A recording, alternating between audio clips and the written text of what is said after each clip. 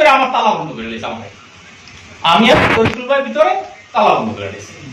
আমি মনে করছি ও খুলতেছে আসার জন্য, আমি ভিতরে আমি এটা কিছু ইয়ে করি পরে দিয়েছে না, এটা লক করে দিচ্ছে, আমার রুম লক করে লক করে ফেলার পরে তো আমি আবার ফোন দিলাম ওদেরকে লক খোলার জন্য, তারা এই করে সে ইন দ্য মিন টাইম 27টা জন লোক নিয়ে এসে ওর হাজবেন্ড সহ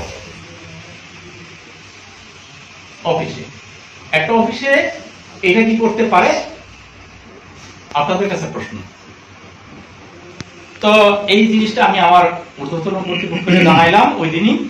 জানানোর পরে উনি আমার যে সিলেটের আমাদের তত্ত্বাবধায়ক প্রকৌশলী স্যার উনি এটাকে আমার ডিপার্টমেন্টে জানাইছে। ডিপার্টমেন্টের থেকে তখন আমার চিফ ইঞ্জিনিয়ার স্যারের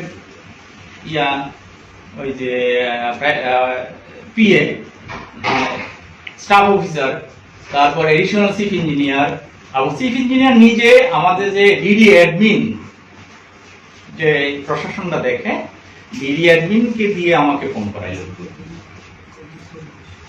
যে তুমি এখন শোকজ করো। আমাকে 10 মিনিট সময় দিছিল, তখন ওনারা এনে সব লোক বসা। তো আমি ওনাদেরকে মাপ চাইলাম, ভাই আপনারা যান, আমি আমার হাতে আর কিচ্ছু নাই, আমি কিচ্ছু করতে পারবো না। আমি জানাইছি যেহেতু চাকরি করি আমাকে জানাইতে হবে, অবশ্যই কিছু হইলে আমার অথরিটিকে জানাইতে হবে। আমি জানাইছি, ওনারা যা করার উনি করবে। ইন দ্য মিন টাইম আবার কোথাও একটা চাচা শ্বশুর আছে, নাম জানি না, আমাদের ঠিকাদার, উনি ওরে ডাকায় নিয়ে আইছে মাপসা। মাপ তো চাইলই না, উল্টা আর অন্যান্য কথা বলে ওই দিন আবার অফিসে বাইরে গেল না, গেছে ইয়ে হয়েছি গেল ওই দিনের ঘটনা।